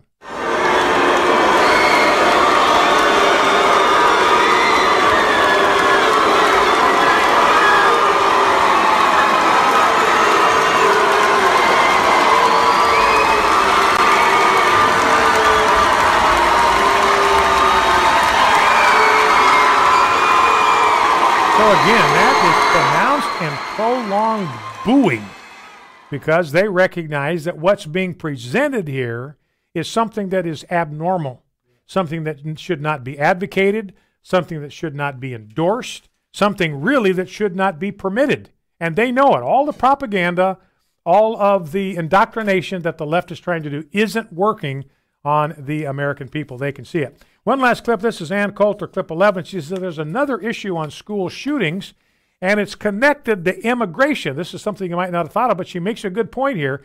Let's listen to Ann Coulter talking about the connection between immigration and mass shootings. I would like to do something too, and that is an immigration moratorium and mass deportations. As I wrote about this week, 47% of all mass shootings since 2000 have been committed by first or second generation immigrants. I mean, if you take out the ones, some of the frightening ones and spectacular ones committed by immigrants and the children of immigrants, San Bernardino, the Pulse nightclub, Fort Hood, Virginia Tech. You take out some of the really big ones, what you're left with are these sad young men with what is pretty clearly paranoid schizophrenia, and then we can deal with it as a mental health problem. You got to put an end to Teddy Kennedy's 1965 Immigration Act, just so Teddy could have a legacy. We have to live with twice as many mass shootings. All right, Ann Coulter saying there's a connection between immigration. 47% of the mass shootings, I didn't know that, 47% of the mass shootings carried out by first or second generation immigrants. All right, let's go to the phones, grab as many as we can before we're out of time. Let's go to Brian in Texas. Brian, welcome. What's on your mind? Talk to me. Yes, sir. You mentioned earlier that basically the left-wing types are basically blaming the shooting on either, basically the NRA, or they're blaming it on the mental health profession or the sheriff's office or something like that. You forgot the main culprit they're blaming it on, and that's guns, period, because guns are what did that. Yeah. And I'm being very facetious, but and to play devil's advocate, I don't even understand why they have a problem with people with mental health being able to get guns, because, if you're just born that way, you should be able to get it, You should be able to do what you want to do. People like the wrestler you were just talking about, the girl who's taking testosterone. She's just born that way, and that's why she wants to become a guy, because she's just born that way. So he was just born a school shooter, and that's that should be okay. There's no right or wrong in this situation. And like I said, I'm being the devil's advocate there. I totally don't agree with that. But no, I understand what you're saying, Brian. And you're making a valid point, and actually a profound point, that if the left was consistent with its old worldview, they would say, well, you can't hold this guy accountable. He was born this way. It's in his genetic makeup, so you can't blame him for this any more than you can blame a homosexual for being a homosexual or a transgender for being a transgender. They're born that way, so stop criticizing them for what they're doing. All right, Brian, very insightful call. Appreciate that. Let's go to Brian in Lago, Florida. A lot of Brians weighing in today, which is a nice trend. Brian, go ahead. What's on your mind? Oh, hi, hey. Brian. I love your show. Thank you. And, just like to make a comment that all this stuff that happens stinks to high heaven. Back in the 80s, I was in the military, and I was involved with black ops. And there were times that we went into these third world countries, and we knew that these guerrillas were going to take out these villages, and we're told to stand down and let them do it, so that we would have a right to go in and take these guerrillas out. Now, this would be really sad if something like this happened here, just to push their agenda. Now, there's no way to document this stuff because stuff was done under the radar. But just like I said, too many things happen, and it's so much, under under the radar that they could have been stopped and they didn't. It just stinks to high heaven, if you ask me. All right, Brian, you're exactly right, and I appreciate you sharing your experience, your military experience, because there's a real question here. You know, if you had 4 of these deputies, 4 of them, not just the one guy that the sheriff was trying to demonize, I think, to divert attention from himself, then it looks like it was either department policy to stand down, or somebody had given a stand down order to all the Broward County sheriffs. I mean, because I don't know, 4 guys? It seems to me that's something coordinated. That's something that's coming down from chain of command. So, all right, thank you. Let's go to Gregory in Kansas. Gregory, welcome. What's on your mind? Hi, sorry to break the trend. My name's Gregory. I would really like to know who is the next chain of command, you know, if there's so much corruption in that county. Like who is Sheriff's Department. Right below him in the chain of command, or who is right above him in the chain of command?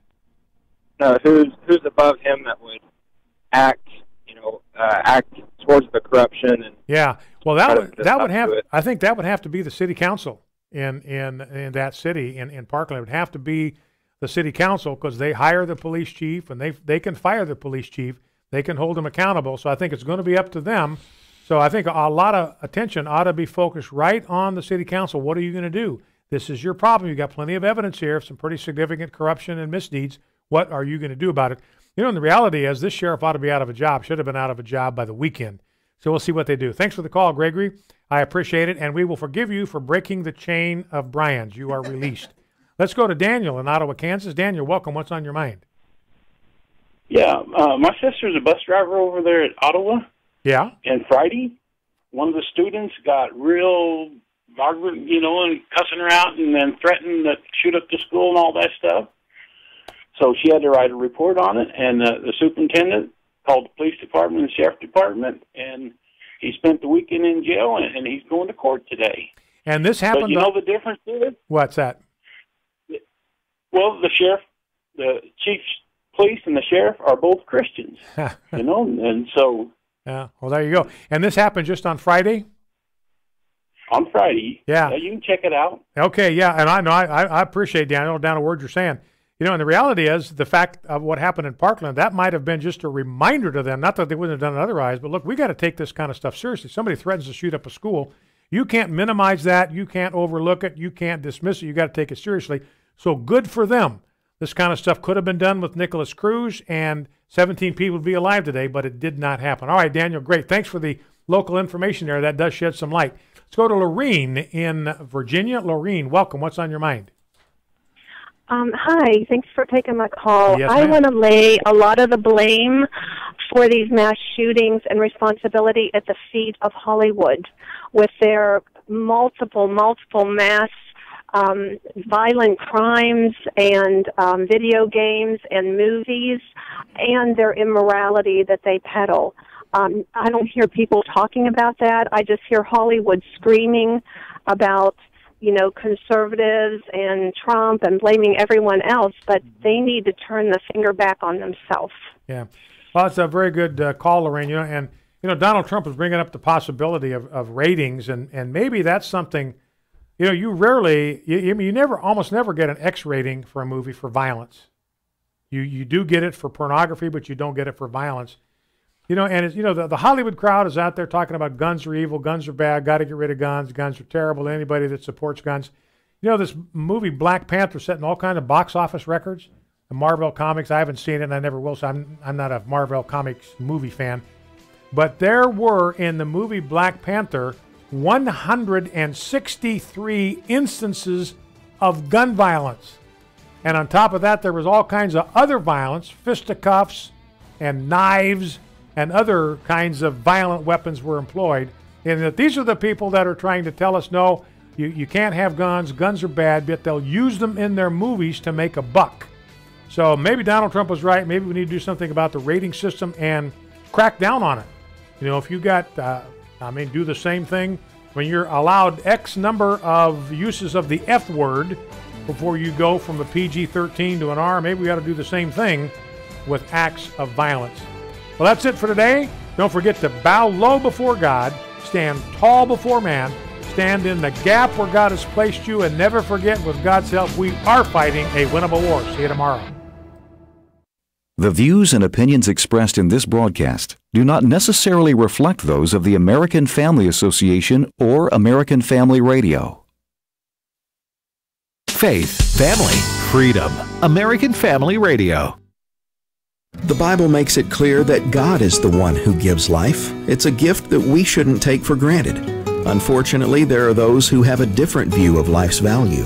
They would fight for the right to kill an unborn baby and sneer at anyone who believes that human life begins at conception.